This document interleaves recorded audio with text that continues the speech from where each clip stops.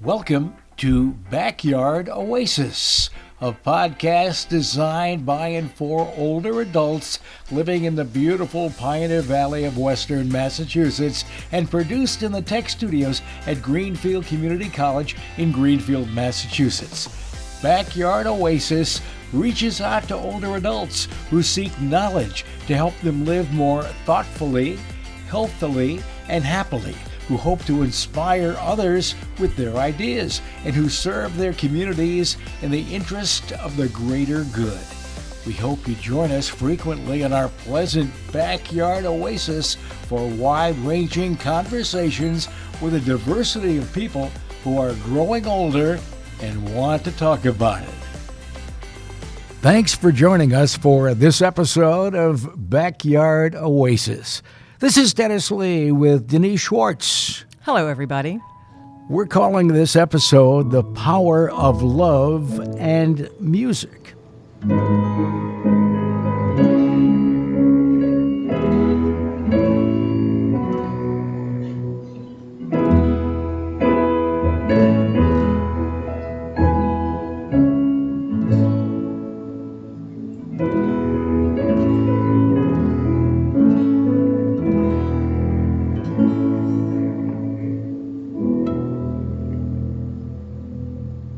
Our guest is writer, storyteller, composer, and musician Nick Katsoulis.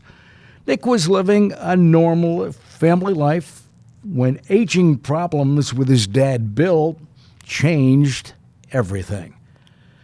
Well, Nick, you went through a lot. Things were normal. So tell me about when you first realized that things were not normal. First of all, welcome. I should officially say that. But beyond that, I've known him for a long time, so I feel like everybody knows him. But anyway, tell me what it was like, what you remember when everything hit the fan. Well, Dennis, I want to give you a little of my backstory first, and then I think it will really locate what an impact having my father in our house was for us. I grew up in New York City. I'm a musician. I play jazz piano and the Great American Songbook. I also compose for films and TV. I also do storytelling in schools about ancient Greece, connecting different kind of curriculums. I always was interested in writing and storytelling and also visual things. The thing about my dad, well, what if I told you that until his mid-90s, my father lived in a neighborhood where people called him by his first name. He took walks, sang every day, and danced a few times a week. He spoke 2 languages. He played cards almost every night with his family. He went to parks and concerts and baseball games. He read aloud an hour or 2 a day, and he heard and said, "I love you," every morning and every night. How would we describe his life? And he had dementia. He was being cared for constantly. He had some serious health problems, and he was declining. What's the real story? What's more important? What's more accurately defines him?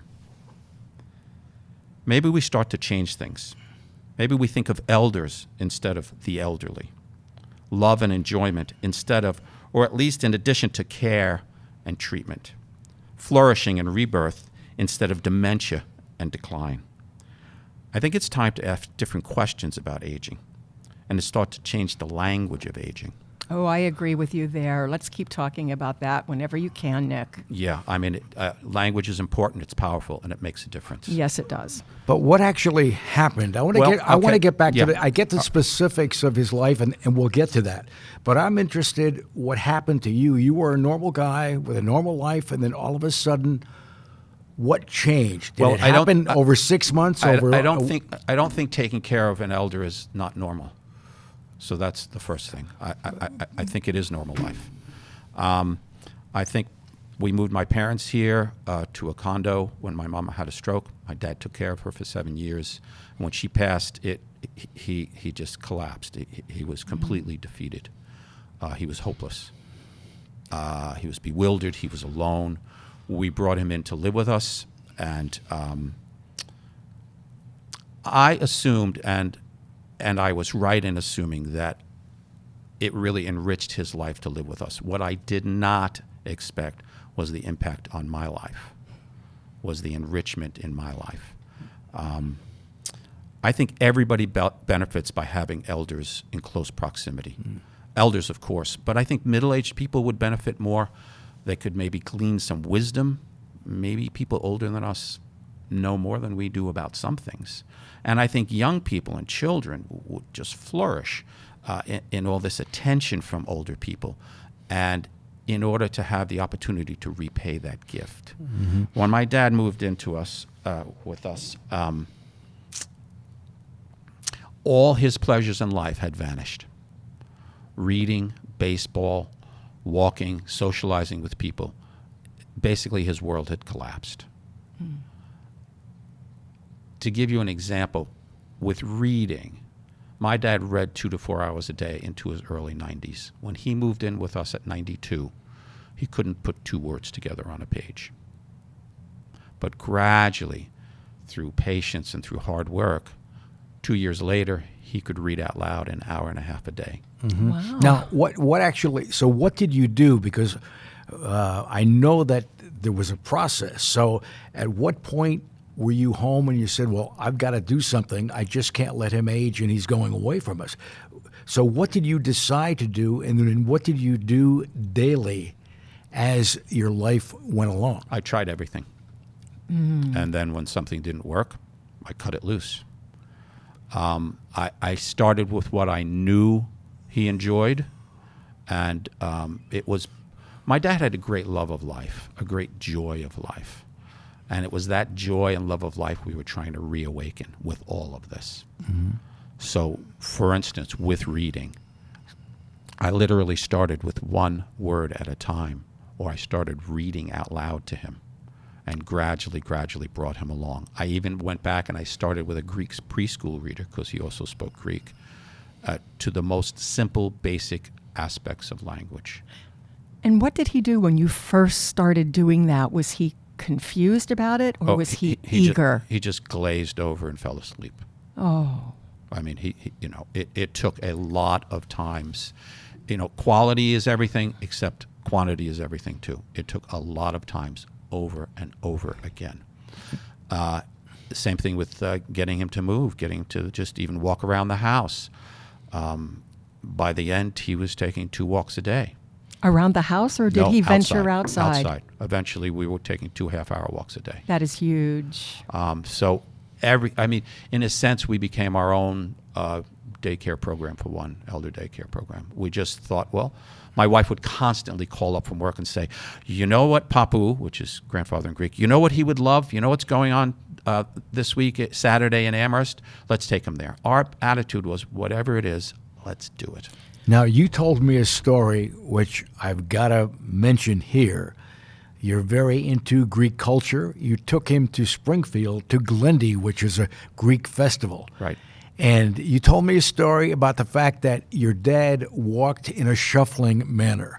Right. Okay, but you decided he should get up and listen to the music. Nick, what happened? Well, that's actually a combination of 2 things. First of all, my dad resisted almost everything that we tried to get him to do. And we were respectful, but that did not stop us. So the Glendy story was, we tried to get him into a car, and he's kind of fought us and tussled, and we got him in the car. We got there, and he was just sunken into this thing, and we finally stood him up, and we both grabbed his hands, my wife and I, and there's a circle dance going on, and as soon as the music started to play, he started to move. It was almost this precognitive sort of experience for him, and those dancers were locked in his body, and he just started to dance. The dementia shuffle is also an interesting thing, because it's a very well-known look that people who have dementia have. They shuffle along, they look downcast. Because of my background as a musician, I knew the Great American Songbook very well. I knew it on the piano, and I gradually learned the words. And one day we were walking in the street. This was several years in. And I started to sing as we walked. I just sing in the house a little bit. And his whole body changed. He straightened up. He started to walk with authority. He beamed. Now, he sang gibberish, but he was there. And he always joined the chorus. He always had the chorus. And we became famous in the neighborhood. You could hear us 2 blocks away. You could hear us through closed doors and windows. Nick, I love hearing this because I'm going to take 1 minute to say my dad sounds a lot like yours. My dad has been gone for some time now. He didn't have dementia, but he always sang. His family, there were 12 kids in the family. There was always a piano and everybody sang. And after my mother died, he was alone. So what did he do? He walked the neighborhood and he sang. And I would say to him, Dad, don't you think the neighbors, do they want to hear that? And he said he didn't care because singing was his therapy. Music was his therapy. Doesn't that sound real familiar to you? Yeah, music of all the modalities, and we used a lot of modalities.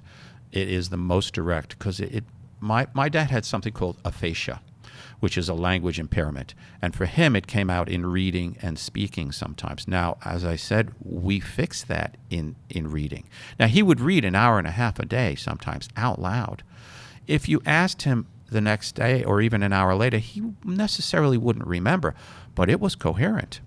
But the thing with the speaking was very interesting because sometimes he would be reaching for a word and he would just kind of be gibberishing, it would be sort of a little nonsensical. But I started to listen differently. And I started to think, for my dad, he was living in a world of feelings and emotions, not so much a world of ideas. And so, for instance, if I listened to him as if he was a poet, it all made sense. If he said, give me a rug for my boats, I knew he wanted a blanket for his feet. We got in the car and he said, hit the prawl. That meant start the engine. So I started to understand his language and I started to realize that he was like an expressionist poet. He was throwing up images and words to try and express something. And if I listened to it in that creative way, I could find his meaning. There's the key. You were listening to it with your open heart and not panicking, which some people would do, saying, oh, what's he saying? Why can't he get any words out? Why doesn't it make sense? Right. But you listened to it, and I love what you said, as if it was poetry, Right. Another creative endeavor. And that gave you a way to really embrace what he was doing instead of being afraid of it. Instead of being afraid of it. Just do away with the fear factor. Did he have one song or 2 songs that he particularly responded to? No, he loved them all, and he confused all the words except for the chorus. And I sang dozens, if not more than dozens. But let me tell you one thing, because I think part of the thing is to bring other people into the experience. Mm-hmm. People are willing to help and extend themselves. Many people, not everyone, but many people, if we give them the opportunity. Now, we were in a very, very close-knit neighborhood. And my dad, one night, we took Dad outside and was sitting on a neighbor's lawn. He was having a lively day, sort of taking Martha's phone where she was taking a picture of, telling jokes that only he understood, right in the middle of the whole thing. And I kept going in and out making dinner. And I came out, and my neighbor Alan said, your dad is talking to me in Greek, and I don't know what he's saying. I don't know what to do. And I said, pretend you're in a village in Greece. You sit down at a cafaneo table, and an old man sits down next to you, and he's talking in fluent Greek. He is sure you understand exactly what he means. Go with it. So I went in the house. I came back again, and there were Dad and Alan in uproarious conversation, backslapping, waving their hands like old Greek friends in the village. And for that moment, they were. So here's the key to me. We have the moment. Don't think because somebody doesn't speak your language, they speak no language. Dad was speaking Bill, and I understood him, and other people could understand him too if they took the time to listen and they thought with their imagination. And that reminds me of how maybe what his physical, emotional, and medical condition was could be thought of as being in another country. Because what you just described in that Greek scene was what it's like when you go to another country as a very able-bodied and aware person, right, and you don't speak the language. And somehow you find a way to say, I'm doing fine. Yes, I'd like to have that to eat, please. And thank you. And how are your children? And you're able to do that without knowing the language. Right. So maybe that's a way to look at it. Dad was in another country. I'm going to go visit him there, and he's visiting me in mine. Right. And there's a lot more overlap. I mean, The wires sometimes clearly got crossed, but when the wires aligned, he knew more of what was going on than I think people realized. As if, to use your analogy, when somebody comes from another country and does not speak the language, sometimes people will speak slower and louder. Trust me, they could have a PhD in physics. It doesn't mean they don't understand. They just can't grasp the language. That's right. Right. How about with, I know sports is part of what you got involved in. As a matter of fact, we're going to talk about a performance you put together, Life with Bill.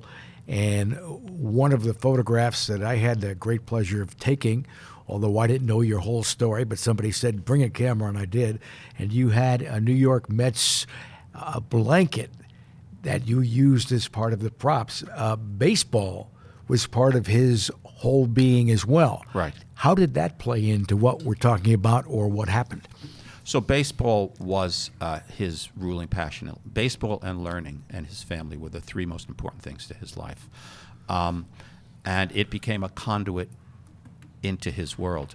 When I started to read with him and get him to read, it was baseball books. It was coffee table baseball books that sort of sparked his interest. The blanket is symbolic in some ways because it represented his home team of the Mets and all that. But it was also what we wrapped him in at night when he watched TV and sat with my wife and we watched a baseball game. So there was this sort of nurturing quality to it all. One day we took him outside. He was watching my son and I play baseball, and he said, "Oh, they don't know how they're doing it." And we took him outside and we gave him a bat, and I pitched to him. And I pitched to him, and I pitched to him, and I pitched to him, and he kept missing. And then we gave him a big red bat from my kid's T-ball days, and he kept missing. And he must have swung 70 times. I said, "Dad, why don't we take a break?" He said, "Oh, no, come on, I'll hit it. Come on, try it again. Throw it again." Finally, he hit the ball, and my wife grabbed him by the hand and ran towards first base. And after half an hour, and then he wanted to do it all over again. Oh, you're going to make me cry, Nick. That's wonderful in terms of, well, we all have things from our childhood. Baseball was part of your childhood, obviously part of his as well. So I want to point out, though, that, I want to tell you a story about a crisis he had and how that played out, because I think it speaks to the limitations that we hear around us in terms of people aging. My family and I went out west on a vacation, and we hired somebody to stay with Dad, and we got a call, and he was in this major health crisis.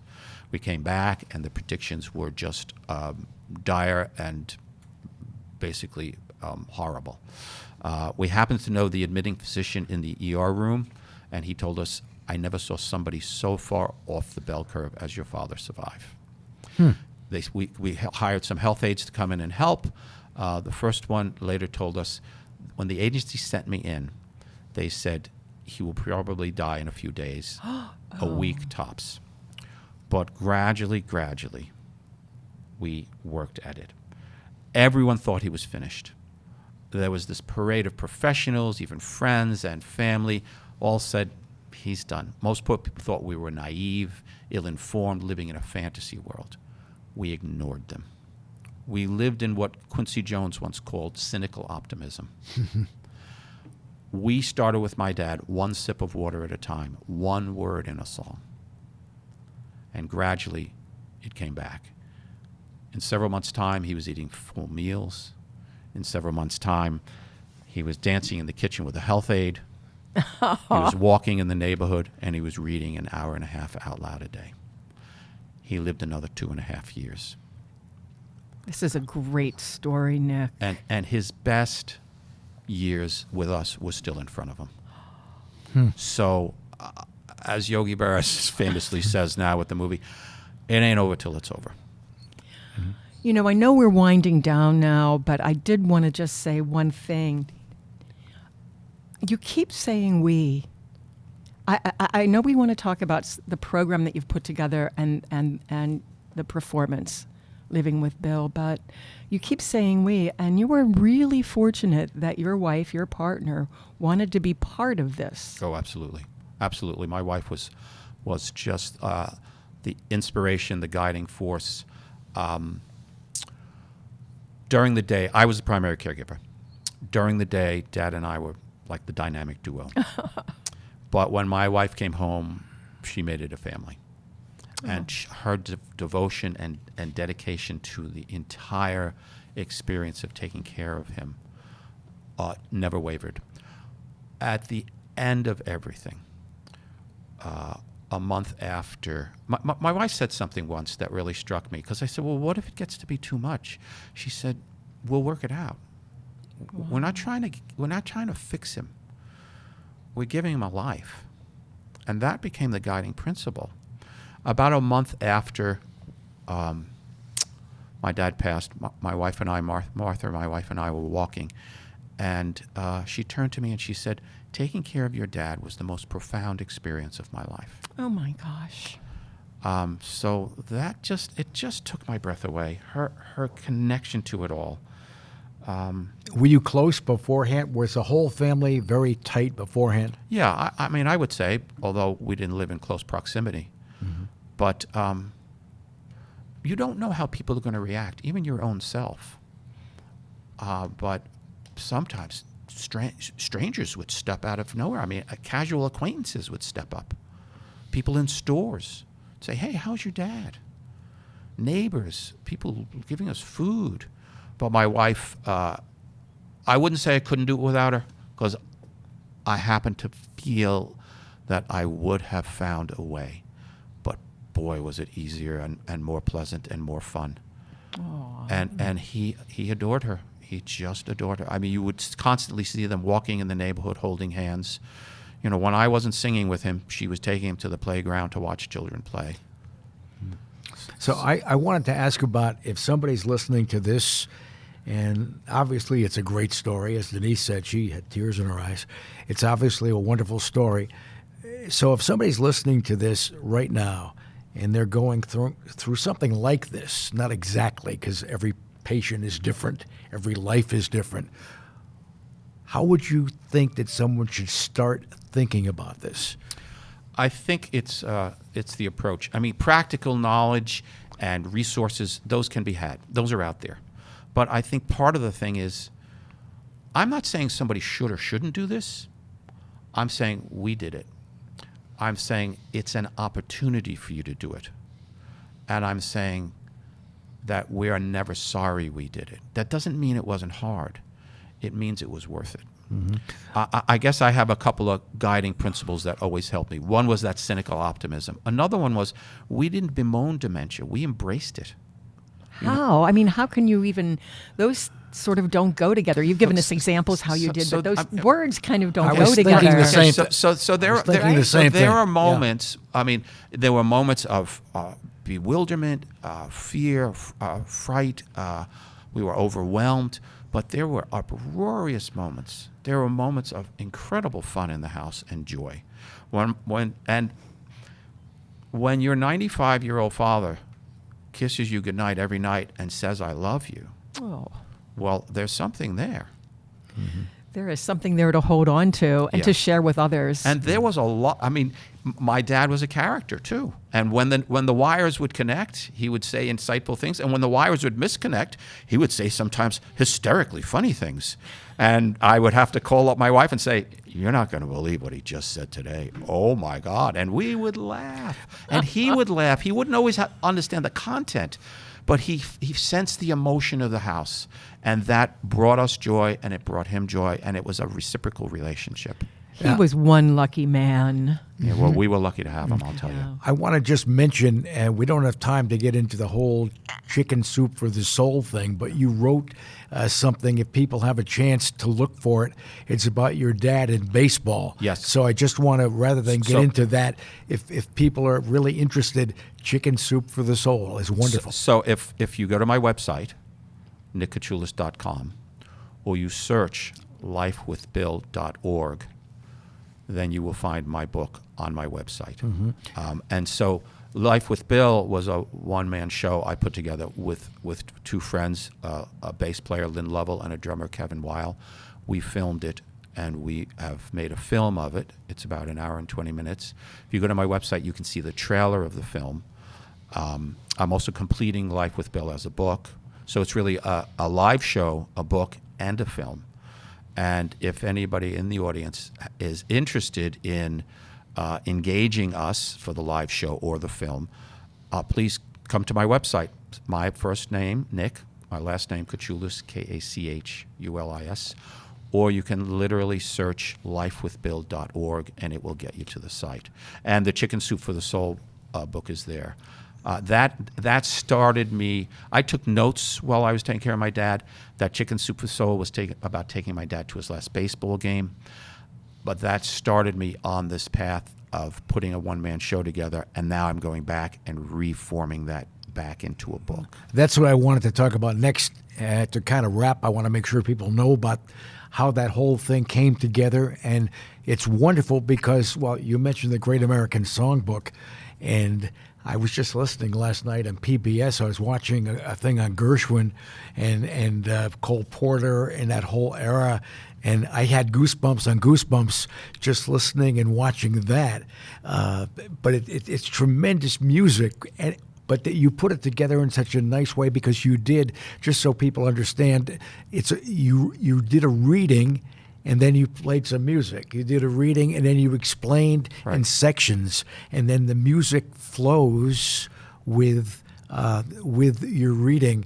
And I tell you what, it's just a wonderful time and some great music. Yeah, I enjoyed it. The music is part of the story itself because music tells those stories, and that Great American Songbook really touches almost every part of the thing. So those songs were dropped in very consciously to fit the anecdote that I just told as a story. Mm-hmm. So that if the song was "It's Wonderful," it was about how it's wonderful that you should care for me. And he cared for me when I was a child, and then I cared for him when he was an adult. Mm-hmm. Let's hear a little bit of that. Can we hear a little bit of something from Life with Bill? This was a performance that I had a great pleasure of watching. I didn't know when I walked in what I was getting into. Somebody said, "Can you bring a camera?" And I did. So I took Nick's picture, and he looked good, and the other members of the trio. But this was at Look Park in Florence at the Garden House. They put this together. Nick was able to convince a couple people to help him out, and a lot of people did a lot of free stuff. Almost everyone volunteered. I called up my friends. They said, "We're there. Don't even think about it." Yeah. It was very touching. Even actually, the two cameramen who actually helped me mix the Life with Bill film were I didn't even know them, and they volunteered. And then afterwards, we spent about 6 or 7 months editing it down into a film. And I said, and they said, "Don't worry about it. We believe in this so much. We are with you."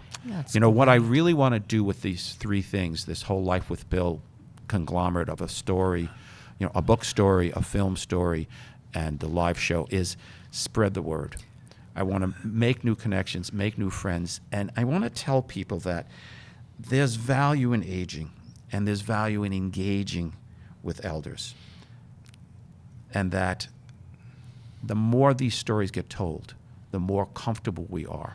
We need to make a systemic shift in this culture back to elders in the world. Mm-hmm. Did you, well, you don't know exactly where it's all going to go. I know from talking to you off air that you're trying to get different people that would be interested in it. Maybe some senior centers, if somebody's got a connection with some senior centers. So I think the places I'm looking at are senior centers, college campuses, playhouses. That's for the live performance. For the film, I'm looking at film festivals, perhaps renting it where I could show the film and we could have a talk back. And for the book, I'm looking to finish it, publish it, and make it an adjunct to all those events. So it really is this whole sort of presentation. So let's hear a little music from Life with Bill. I'm in heaven.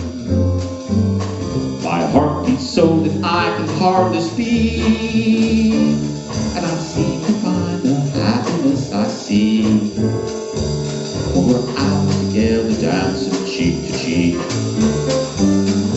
Heaven, I'm in heaven. The cares at home around me through the week seem to vanish like the gambler's lucky streak when we're out together dancing cheek to cheek.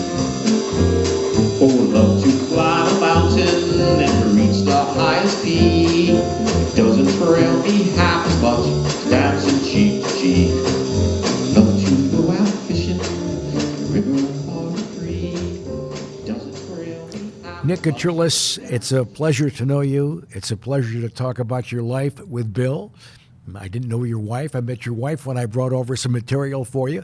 Nice family, and the power of music and love. I think if anybody listened to this with a half an ear, they get the connection. I don't know if there's one without another in your particular case or for your dad. And I'm thinking as I'm sitting here, gee, I wish I knew his dad.